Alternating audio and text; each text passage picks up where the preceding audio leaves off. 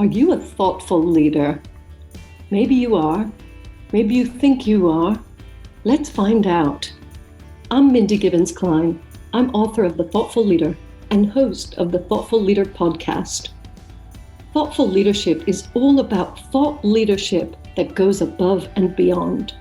Thought leadership that is truly new and original, exciting, disruptive, maybe even groundbreaking. Because let's face it, we need to raise the bar. My guests and I are absolutely obsessed with finding truly original thought leadership, and I'm going to bring you so many exciting ideas and opportunities, things for you to think about, and chances for you to push your thinking that you'll be very glad you tuned in. So thanks so much for checking out Thoughtful Leadership and the Thoughtful Leader podcast.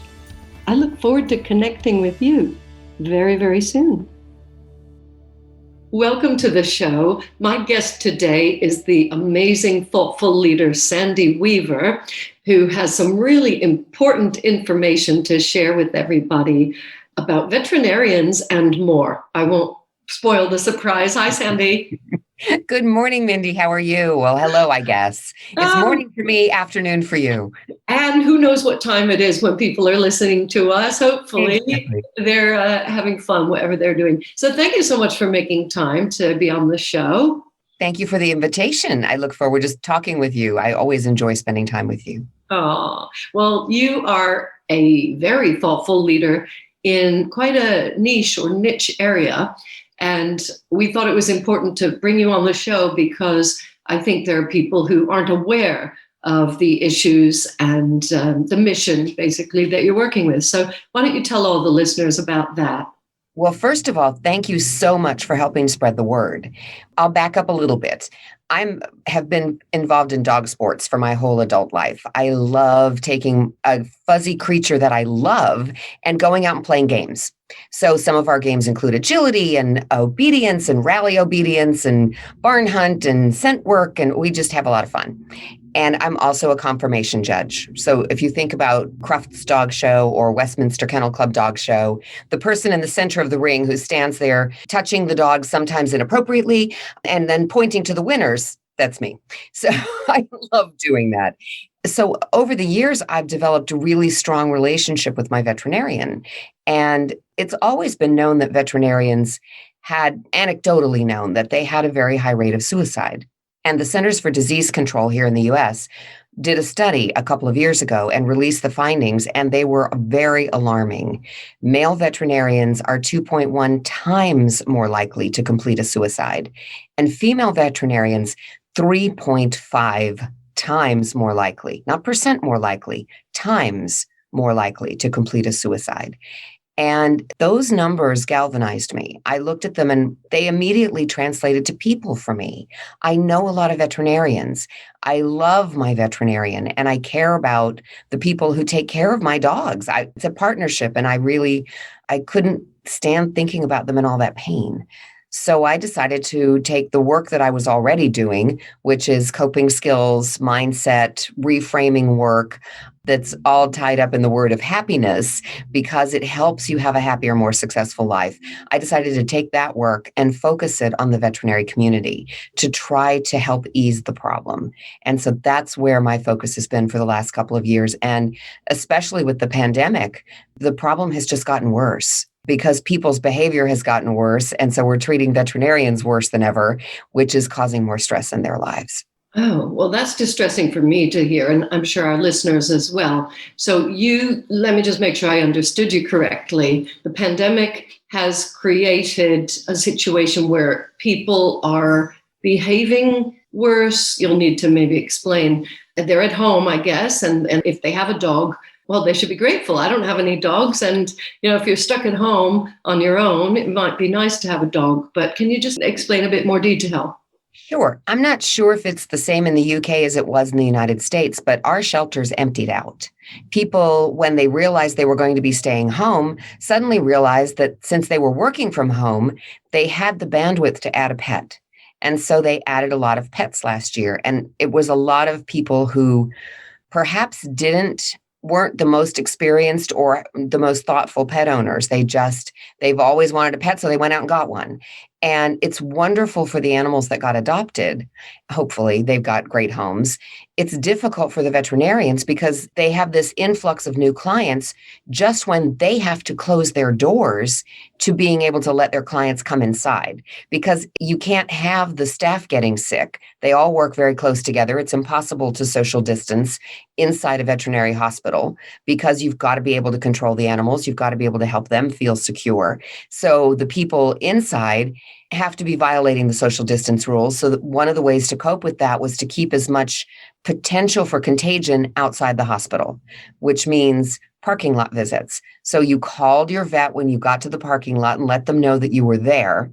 And somebody would come out all masked up and gloved up and take your pet from you on their leash, not yours, or in their carrier, not yours. If it was safe to transfer the cat to a different carrier, not safe. They had to disinfect the carrier before it could come in. So, a lot of those kind of protocols made clients feel very unhappy and unvalued. And unhappy, unvalued clients behave very badly. And if we have time for a story, I have one to tell you that was astonishing to me. Please do. Please do. I had a geriatric dog who had to go to the vet middle of the summer last year, and the emergency vet. So it was after hours, and we were all waiting outside. And this big burly man with his Rottweiler was walking with the technician to the door of the hospital, proclaiming loudly that he was going in, that his dog was not going in without him. And she was trying very nicely to explain that he could not come in. And the only way that they kept him out was that security had to be called, and security had to not let him in. Well, it turns out that this man was a police officer, and this was his police dog. And he really didn't want her to go in, and he was very upset. And he said, "I'm a frontline person. I know exactly what the risks are." And he was having a meltdown in the parking lot. And he was melting down at the staff on the phone and melting down to all of us in person. But what he finally said that really, the fact that he could not accept the limitations that he himself as a police officer has to place on others. He couldn't accept them for himself. But meanwhile, his dog had been very, very sick for 3 days. And instead of going to see the veterinarian during the daytime when in a non-emergency, he waited until she was in emergency condition to take her to the vet. I hope she survived, and I pray that she ends up with a better partner. Oh my goodness. I bet you have lots of stories because of your experience with so many dogs, so many animals, so many veterinarians. It's a real shame. And I understand, even when I said, I would have loved to have a dog here, I'm not an experienced dog owner. And, I hope I'm a thoughtful person doing the work I do. Yes. Still, when we're in a new situation, and in a new environment, this whole way of working and all the uncertainty, that it has enough stress. So let's talk about some positive things. Let's talk about the work that you do at the Center for Workplace Happiness and why that is so important. I'm a citizen scientist in the fields of neuroplasticity, neurology, and positive psychology. And what that means is that I study the research and I study the fields, and then I break them down so that I can share the information with people. So a lot of what I work with is how our brain works, and explaining to people why they have the stupid thoughts they have about themselves, because most of us do. I'm not going to say we all do, but I've never run into a person who didn't. So, for example, for much of my young adult life, I thought I was clumsy. Because one time my ears heard my father say, and not outside of earshot, he would never have said this if he knew I was hearing him. He was just trying to save face because my parents couldn't afford dance lessons that I wanted. And so he was trying to explain to my mother that I was too clumsy to take ballet lessons, that I didn't need them. And one time my ears heard him say that. And over and over and over again, my brain played those words back to me. And the more you think a thought, the easier it is for the thought to show up in your brain, until finally, and that's synapses and messenger packets, and I won't get into all the details, but finally, those two synapses that have been firing and thinking that thought are connected constantly because the messenger packets are connected constantly. So that's when a thought becomes a belief. And I believed I was clumsy. Now, mind you, I had lots and lots of proof that I wasn't. I could walk and chew gum at the same time. I could stand up in front of audiences, sometimes massive audiences, and speak coherently without falling down. I had lots of experience of not being clumsy. I could run around a show ring with my show dog and not fall down. Matter of fact, never fallen when I was showing a dog. And I still believed I was clumsy because I heard that thought one time from my father's lips and a million times inside my head. So I created that belief. And the cool thing is, once you know you can create a belief, you can uncreate a belief. And I teach audiences how to do that. And I, among other things, but my work is based on a Harvard University's grant research. And that's a study that's been going on for just about 8 decades. And what they have really found that was the most surprising thing is that success does not make people happy. Happier people achieve more success. So my goal is to help people achieve more success in their life, whatever success looks like to them. Wow, brilliant. Thank you very much for the work that you do out in the world. And, I also believe that happiness is the beginning and, it's not the destination, it's the journey. So how does the happiness work and the work to help veterinarians prevent suicides, how does that work together? It's really a lot about coping skills and a lot about mindset shift. And so I work with teams, and a lot of veterinary teams are all female. And most of the time when women get together, we're real supportive of each other, except when we're not. And when we're not, it gets really ugly really fast. And because of the stress of working with life and death situations on a daily basis, sometimes in a veterinary hospital, it can get quite toxic. And they don't understand how to pull themselves out of it. So Sandy to the rescue. And I don't mean to make light of their pain, but it really is not usually a big problem. It's a lot of tiny problems that got piled up. And so we work together to figure out what their stressors are, because every team is unique. So we work to figure out what the stressors are, who the bully is, because there's often one bully. And we work to make sure that the bully understands herself and everybody else understands her. People bully not from a place of meanness, but from a place of insecurity and from a place of not feeling heard. And they don't make the behavior up. They got it somewhere in their life. So we figure out where it came from. We don't have to fix that. We don't have to fix it. We just have to move on from where we are. And that starts from a place of understanding. And so we play some funny games. I suggest some tools that they can use inside their hospital. And they work together as a team to craft the solution that works for them. I just kind of guide them. Yeah, well, that's what a good coach does and trainer in this situation. You would know that, Mindy. I know something about it. You are a fabulous coach. Yes. The people who work with you are very fortunate to work with you. Well, thank you. And this episode is all about you. So thank you for that. So I'm wondering now if those are the same skills that you feel are relevant when it comes to working with pet owners, because Happy Vet, Happy Pet, your book, is really for the pet owner and, that pet. It's all part of this virtuous circle. We're all part of the same ecosystem. So how does the pet owner fit into all of this? When I realized the problem of veterinary suicide, I started doing a program for dog clubs. And because it occurred to me that we cause a lot of the stress. Pet owners cause a lot of the stress. We don't cause all of it. As a matter of fact, we don't even cause the major portion of it. But nobody was addressing the problem that the clients are.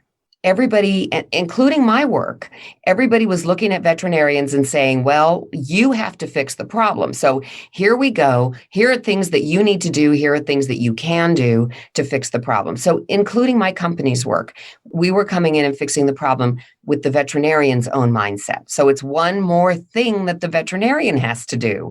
And they already have a very full plate. So I took a step back and I said, okay, what else can I do? How else am I uniquely positioned to look at this problem?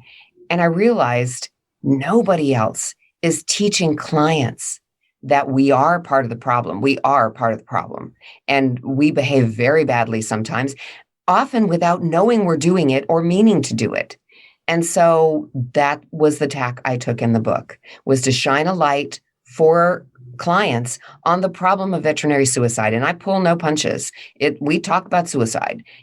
You have to talk about it. You have to talk about it because that is what the problem is.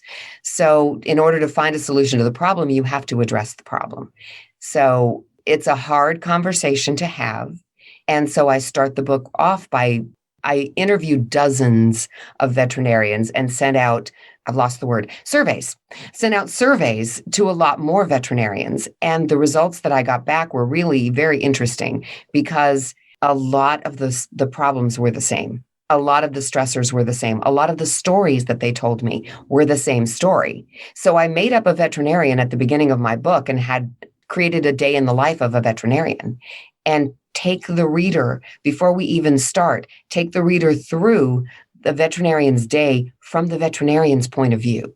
And that starts off as an eye-opener because many of us don't think about what it's like to be a veterinarian. We just think what it's like to need a veterinarian and to use a veterinarian, and often not to value our veterinarian. So that was the reason for the book.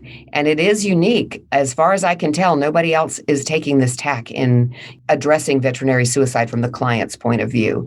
And I'm so gratified at the comments that I'm getting back from people who read the book and are now coming back to buy a copy of the book for their veterinarian or a copy of the book for their favorite technician so that their veterinarian feels understood and appreciated.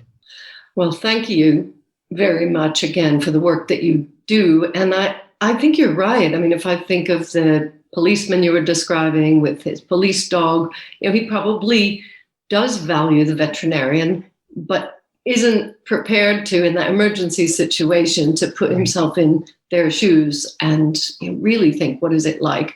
We are all connected. And certainly, I think if somebody is a pet owner and they want to have that partnership, I love that word, a partnership with their veterinarian, then it really is useful. It's, the book I know is part of a much bigger mission.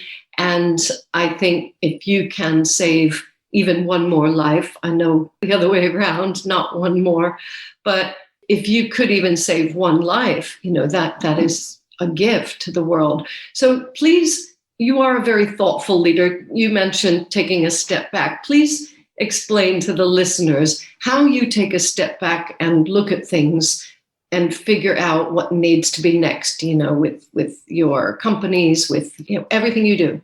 What a great question. Thank you.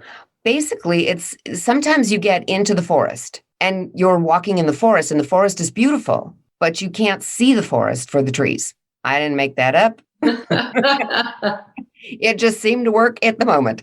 So taking a step back means just going backwards a little bit and dropping the assumptions that you already have and seeing if there's a different explanation for things. And I like to look for alternate explanations. It's called reframing in positive psychology. And positive psychology, for those who aren't familiar with it, regular psychology and psychiatry says, let's work on the root of the problem. Let's get to the source of where this thought came from so that we can change that source. Well, we can't. That's the past. And the past can't be changed. The past is what it is. We have no power there. So let's take it and look at it as it is right now.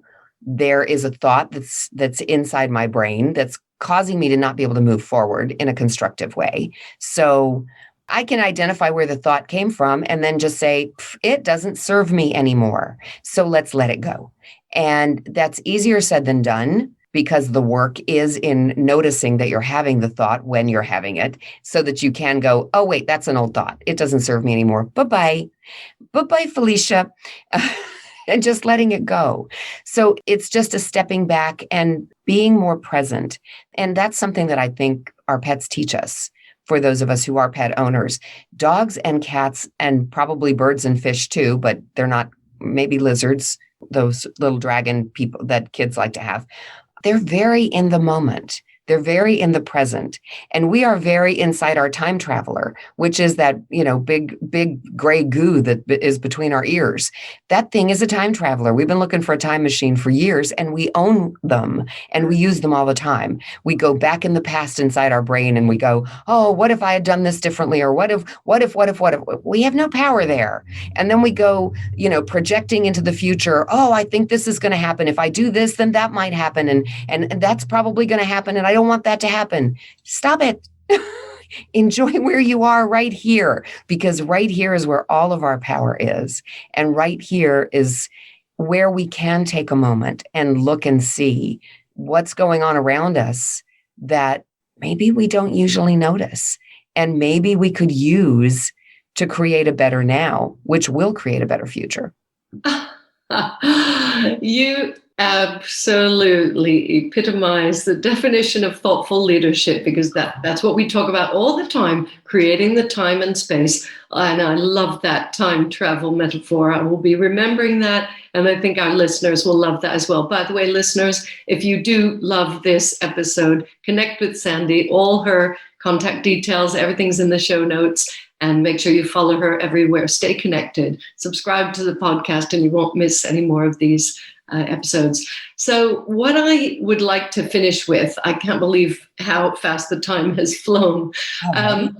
You work with veterinarians and pet owners in the sense of the shows. And so you're in the middle, you're a bridge between the two. And I know one of your brands is the Veterinarian's Champion. But let's assume that most of the people listening to us right now are not veterinarians, they are pet owners. Is there any last tip or piece of advice that you have for a pet owner? Can I give 3? Yeah, go. There are 3 simple rules that are inside my book, and very simple rules that if every client followed these 3 rules, it would take so much stress off of veterinarians. So rule number 1 is respect the hospital hours and every single person inside that hospital. They are there to care for your pet, but they have lives too. So respect the hours of the hospital. And rule number 2 is follow the aftercare instructions to the letter. Imagine being the veterinarian and you dispense some medication and you show your client how to give the medication, and the client goes home, fails the first time, fails to give the medication, and then wonders why their pet's not getting better. The veterinarian is there because they want to help your pet. Don't be the impediment. If you have to give a medication every 4 hours, give the medication every 4 hours. You're the one with the big overdeveloped brain, not your pet. Don't let them win. And rule number 3 is appreciate them out loud. We are so good at telling our friends how much we love our veterinarian and what a great veterinarian we have. Tell the veterinarian, tell the veterinarian's team, send a thank you note, send a gift now and then. Let them know how much you appreciate everything they do. Wise words indeed from Sandy Weaver, who's the Veterinarian's Champion and has written a book on the subject, fantastic book called Happy Vet, Happy Pet, which is perfect for the Center for Workplace Happiness. And your work is just so needed in this world. Thank you for all the wisdom you've shared in such an engaging way today, Sandy. And we will see you again for sure. We're connected, and hopefully many of our listeners will be connecting with you as well. Thank you. Thank you so much, Mindy. I appreciate the opportunity to help spread the word. I hope you've enjoyed this episode of The Thoughtful Leader, and I hope it's inspired you to be more thoughtful as a leader in your business. Please consider subscribing and leaving a review. An important question for you. Do you want to create a culture of thought leadership in your organization? My best-selling book, The Thoughtful Leader, is available now on Amazon and many other sites in paperback, ebook, and audiobook formats. Please visit www.mindygk.com for more great content. That's www.mindygk.com. Speak to you again soon.